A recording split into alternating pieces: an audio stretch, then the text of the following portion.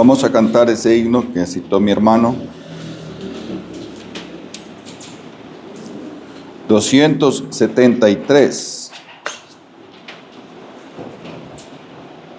Qué segura está la iglesia, protegida de Jehová, Dios su muro de defensa, Dios morando siempre en ella. ¿Quién la puede condenar? ¿Quién nos puede condenar si Jehová por nosotros está? ¿Quién nos puede condenar si Jehová por nosotros está? 273, la primera y la tercera estrofa.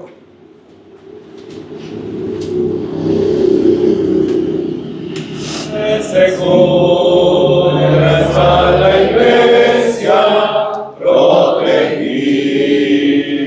de Jehová,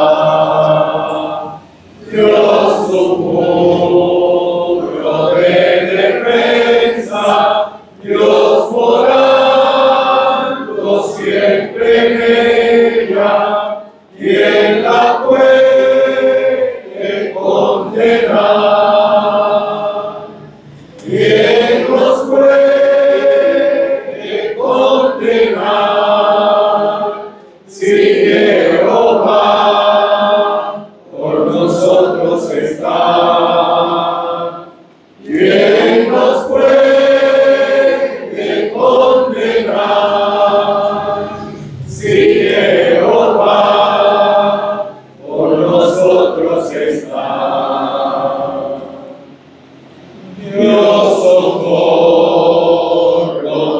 su iglesia en los días de aflicción,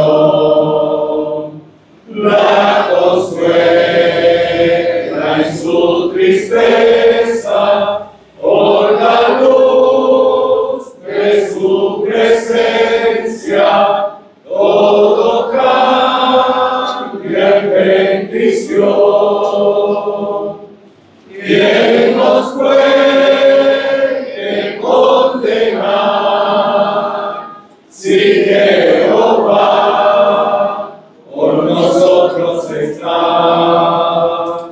¿Quién nos puede condenar si Jehová por nosotros está?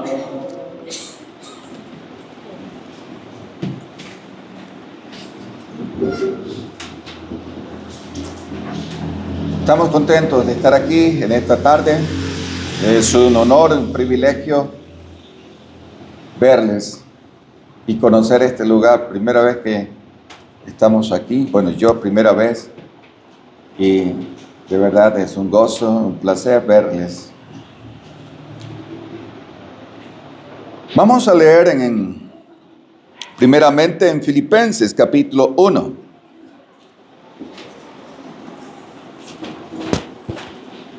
Filipenses capítulo 1, versículo 6.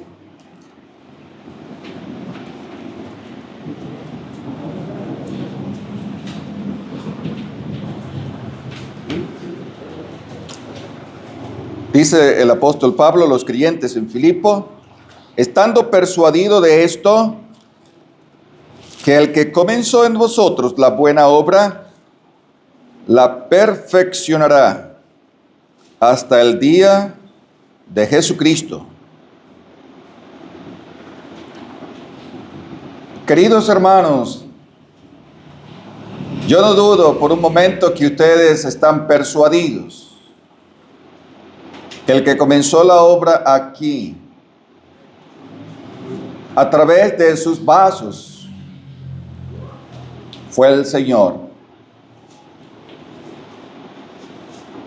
Y si ustedes están claros y persuadidos que fue el Señor quien comenzó la obra aquí, sin duda alguna, toda la gloria será única y exclusivamente para Él.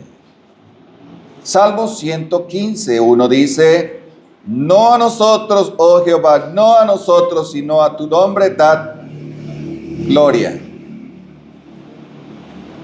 Estando persuadido de esto, que el que comenzó en vosotros la buena obra, sin duda alguna es una buena obra.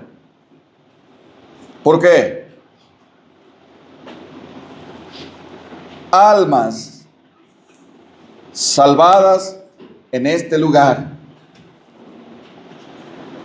Es una buena obra porque el que salvó las almas fue el Señor. Y Él es bueno, misericordioso y bondadoso. Así que, hermanos, sigan persuadidos, convencidos, que si el Señor comenzó esta obra y no lo dudan, estoy seguro que no lo han dudado, aunque hayan pasado por muchas pruebas,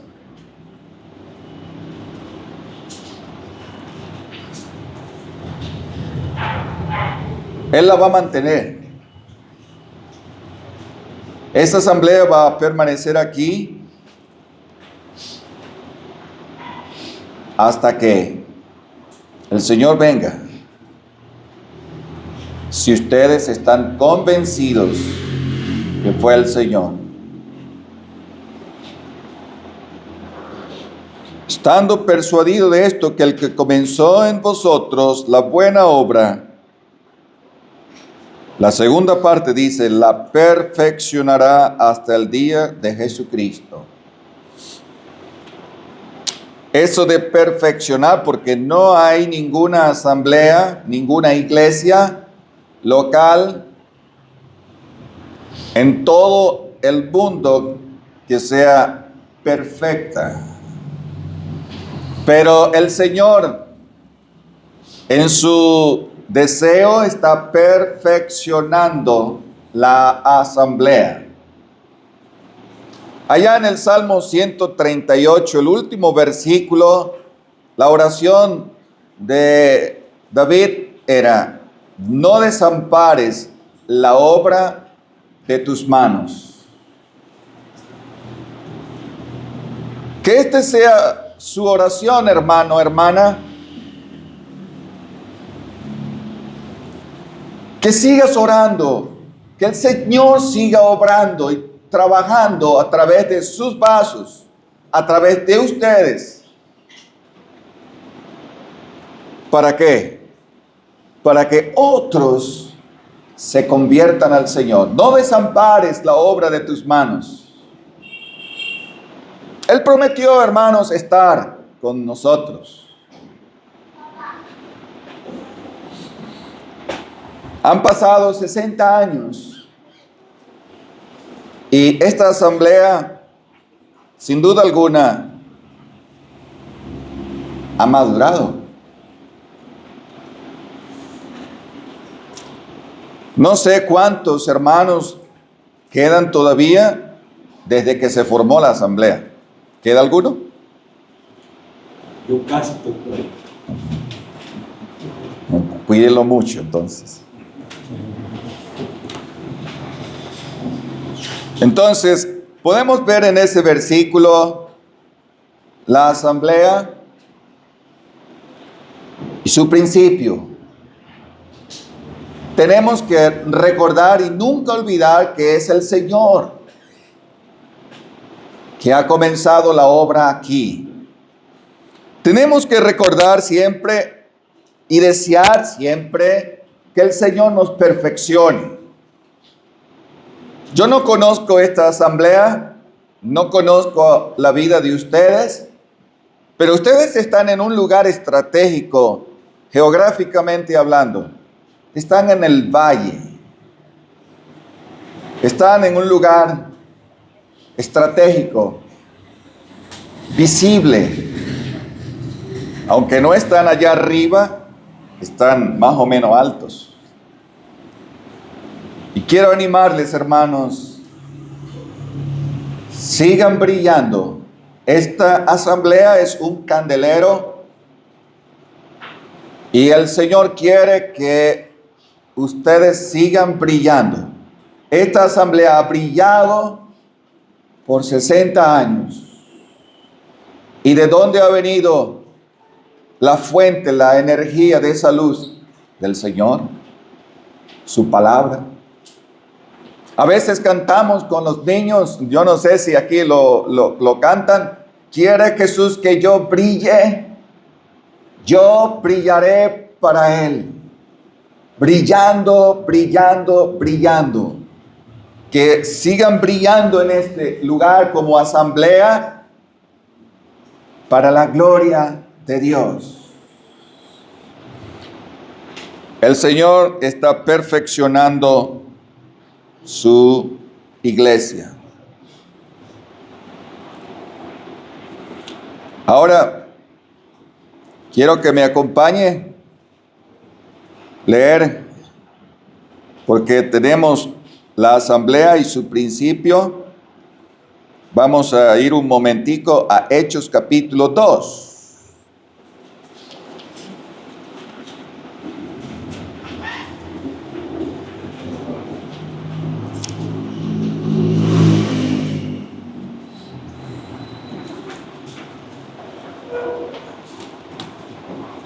Quiero ver allí en Hechos capítulo 2 la iglesia y su prosperidad.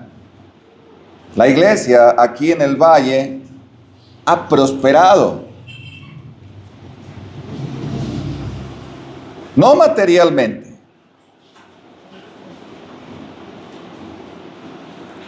Quizás este no es el local, quizás, ¿verdad? Que cuando se construyó la primera vez, no sé. Pero quizás este no es. Se ha modificado, quizás. Se han hecho restauraciones, etc. Pero lo más importante, hermanos, no es las cuatro paredes. Lo más importante es la prosperidad espiritual. Que la asamblea pueda crecer en números. Porque ese es uno de los propósitos de una asamblea local. Que el evangelio sea proclamado y que almas oigan el evangelio y que almas se conviertan. Y eso ha sucedido aquí. Entonces, en Hechos capítulo 2, podemos ver cómo la iglesia primitiva prosperó. Con la ayuda, por supuesto, del Señor. Ustedes recuerdan, el Señor dijo a sus discípulos: id por todo el mundo y predicar el evangelio a toda criatura. El que creyere y fuere bautizado será salvo, mas el que no creyere, si hay aquí alguien que no es salvo entre niños y adultos, necesitas creer en Cristo para que seas parte de la iglesia universal y de la iglesia local. Es el deseo del Señor que usted pertenezca a una asamblea local. Pero cuando llegamos a Hechos capítulo 1, por ejemplo, uno se pregunta, ¿cómo se extendió la obra? ¿De qué asamblea vienen? ¿Del cementerio? ¿O comenzó de cero? De cero. Del cementerio. La mayoría eran del cementerio. O algunos del cementerio y quizás otro de otra asamblea. Pero estaban en comunión en otra asamblea. Hasta que se formó esta asamblea y están aquí. Pero, ¿cómo se extendió la obra allí en Hechos? Capítulo 1, versículo 4. Geográficamente. Dice allí Lucas, y estando juntos. Esto es clave, hermano. Esto es clave. En la vida congregacional es clave. Vi una foto que mi hermano me mandó por WhatsApp y me llamó la atención. No había un creyente. Había varios creyentes que estaban juntos trabajando en la construcción del local. Y esto que estaban juntos es algo de suma importancia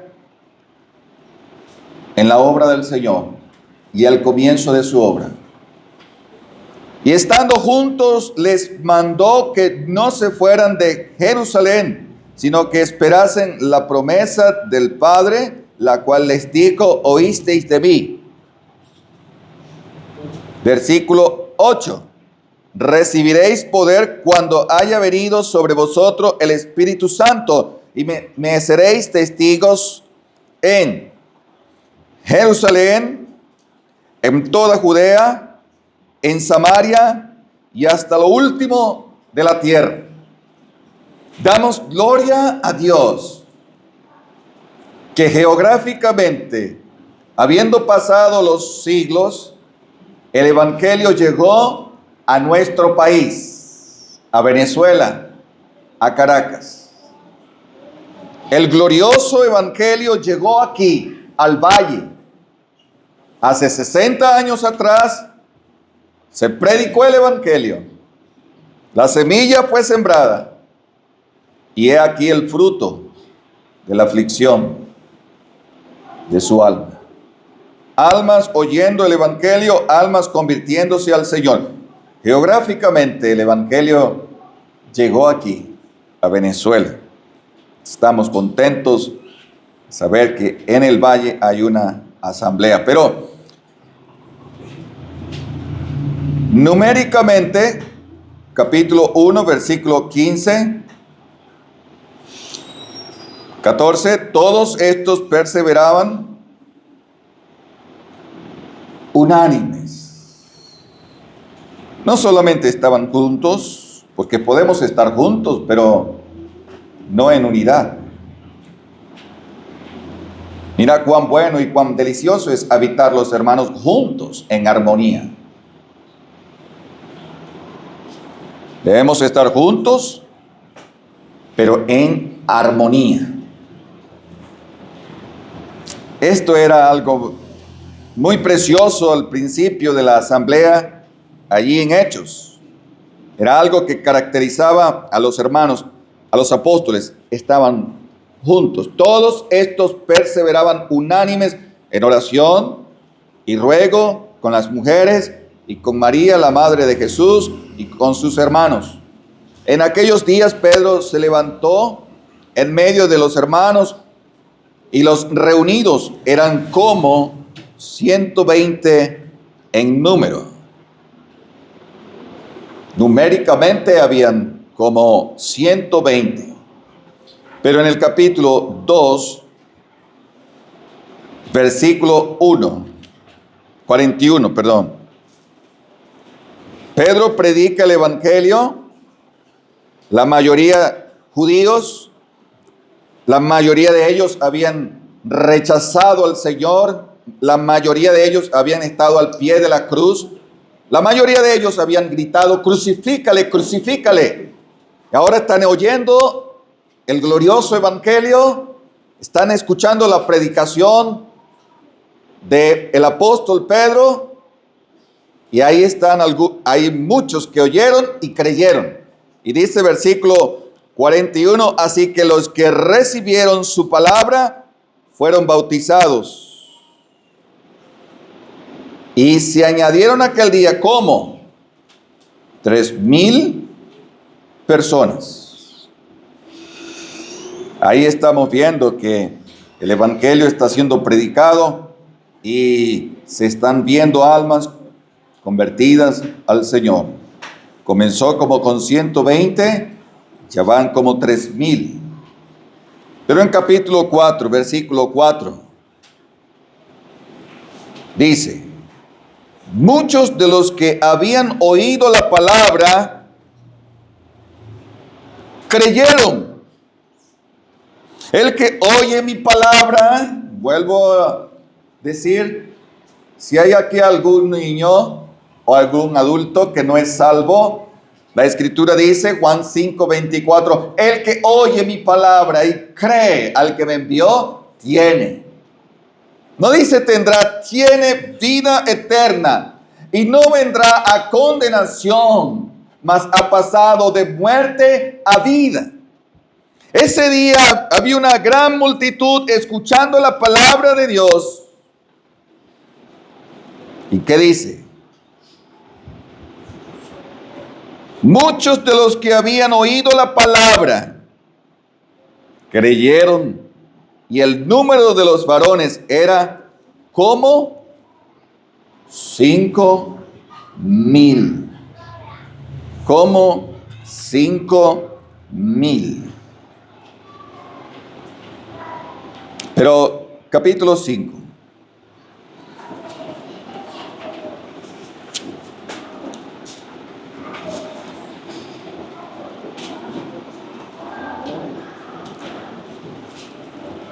Capítulo 5, versículo 14.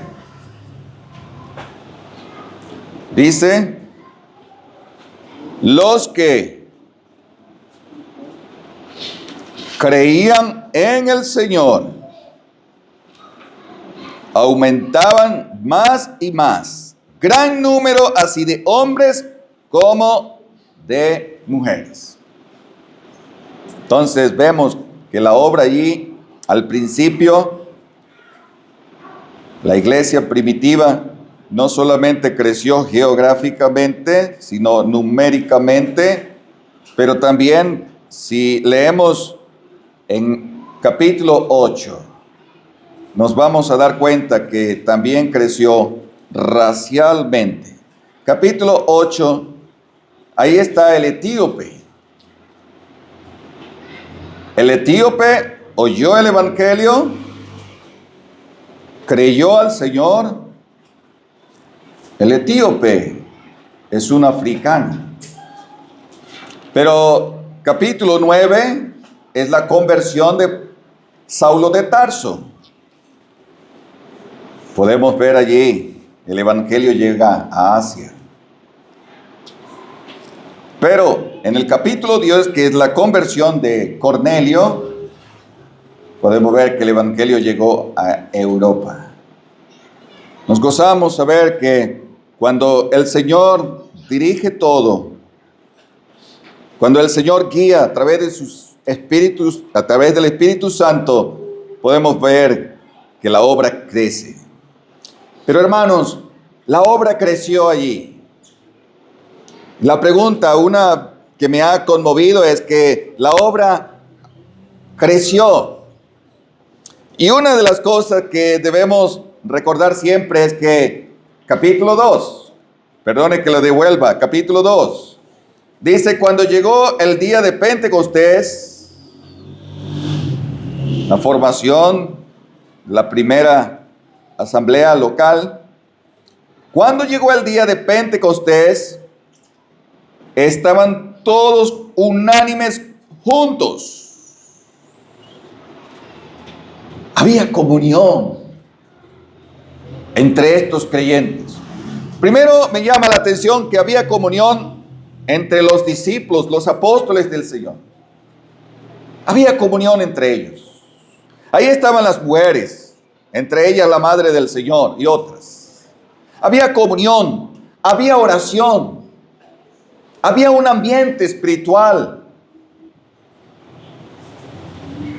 Y sin duda alguna, se cumple lo que dice el Salmo 133. Mirad cuán bueno y cuán delicioso es habitar los hermanos juntos en armonía. Y el último versículo, versículo 3 dice: porque allí envía Jehová bendición para los creyentes y vida para los que no son salvos. Así que si, hermanos, no olviden que la obra aquí comenzó con varios hermanos, varios creyentes que estaban en comunión feliz, espero, creo que sí. Y la asamblea, aunque posiblemente ha habido cortocircuitos entre nosotros, pero qué bueno, hermanos, cuando somos humildes, cuando somos maduros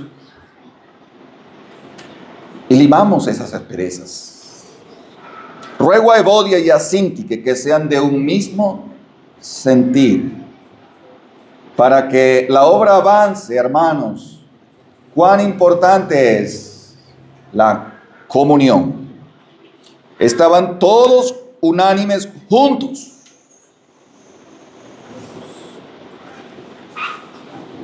Y versículo 4.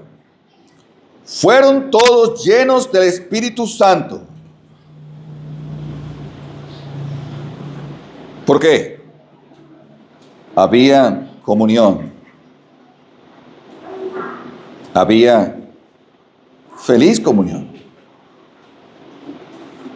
Yo me pregunto, hermanos, si el Señor viene esta noche, ¿cómo nos va a encontrar? ¿En feliz comunión unos con otros? Espero y deseo que sí. No se ponga el sol sobre vuestro enojo. Hay que arreglar el asunto rápido para que el Espíritu Santo tenga más libertad en poder usarte. Pero quiero terminar recordando, hermanos, hay más que pudiéramos decir, pero nos alcanzó el tiempo. Entonces, la asamblea y su principio, la asamblea y su perfección. La asamblea, quisiera recordar, y sus preceptos u ordenanzas. Eso es Hechos capítulo 2, versículo 41 y 42. El muy conocido versículo 41 y 42. Así que los que recibieron su palabra, esto es salvación, fueron bautizados, esto es el bautismo, y se añadieron aquel día como 3,000 personas. Ahí tenemos el ABC de la vida congregacional: arrepentimiento, bautismo y comunión. Eso sucede una sola vez en la vida. Una sola vez en la vida fui salvo. Una sola vez en la vida he sido bautizado. Y es el deseo de Dios, el plan divino, que usted y yo entremos a la comunión una sola vez. Pero dice, perseveraban. Versículo 42, esto tiene que ver con cosas que se hacen en la asamblea, pero hay que perseverar en eso, y ustedes lo han hecho, y damos gracias al Señor por eso. Perseveraban en la doctrina de los apóstoles. Tenemos la palabra. En la comunión unos con otros. Lo están viviendo, lo están practicando. Tú lo sabes. En el partimiento del pan y en las oraciones. 7 columnas le llaman. Pero quisiera terminar pensando en la iglesia, la asamblea y su porvenir. ¿Cuál es el porvenir de la asamblea? El cielo. Y estaba pensando en lo que el apóstol Pablo escribió a los creyentes allí en Éfeso capítulo 5.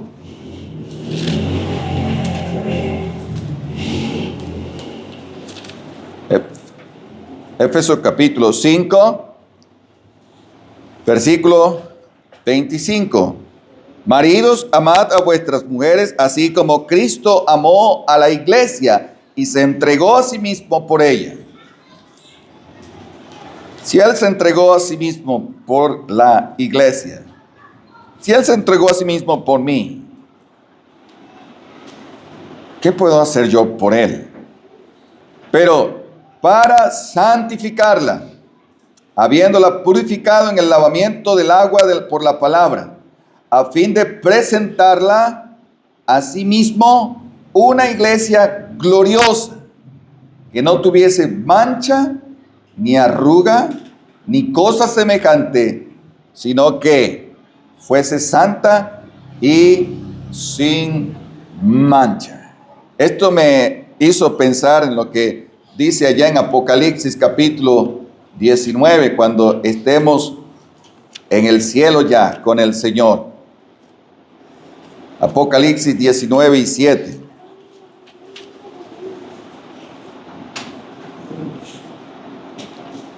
Gocémonos y alegrémonos y démosle gloria, porque han llegado las bodas del Cordero, y su esposa se ha preparado.